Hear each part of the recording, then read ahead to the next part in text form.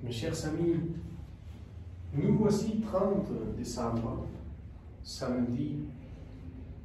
Le samedi, c'est un jour dédié d'une manière spéciale à la Vierge Marie.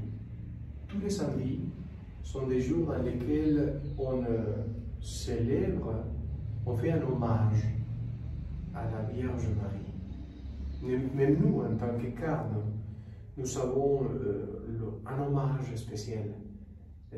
Hommage du sabbat à la Vierge du Mont Carmel. C'est très beau, très spécial.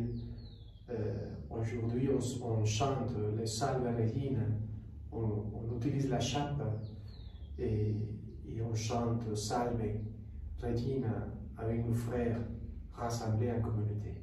On fait aussi les chapelets, à l'hommage à la Vierge. Aujourd'hui, l'évangile, selon saint Luc, nous parle,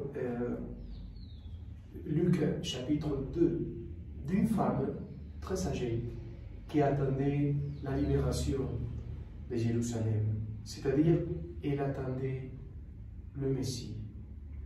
Celui qui devait venir pour libérer et sauver son peuple, c'est-à-dire Jésus, le Christ. Donc, Joseph et Marie, les parents de Jésus, il arrive avec l'enfant dans ses bras, et elle qui était toujours à côté du temple, en faisant la prière, l'oraison, la prière, elle était joyeuse de voir l'enfant qui sera le sauveur. Alors, après l'évangile raconte que Jésus, il grandit en sagesse, en taille et en sainteté.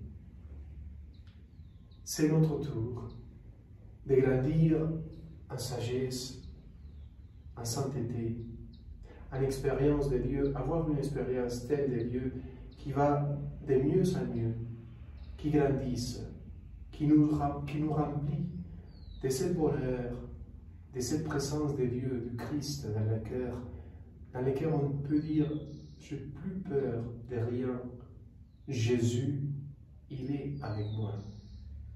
Plus encore, avec la situation tellement dure qu'on vit des guerres et des violences, il faut être lumière pour le monde. Quelqu'un qui prie pour la paix et qui fait la paix dans tout l'ambiance, dans toutes les ambiances du monde. Il faut être messager du paix. Lui, il est le prince de la paix, Jésus. Donc, il faut amener la paix au cœur de l'humanité. Il faut tout faire. Prier beaucoup et faire la paix dans toutes les choses qu'on fait chaque jour. Il faut. On est témoin, on est des témoins de la foi, de la paix. Que Dieu te bénisse, au nom du Père et du Fils et du Saint-Esprit. Amen.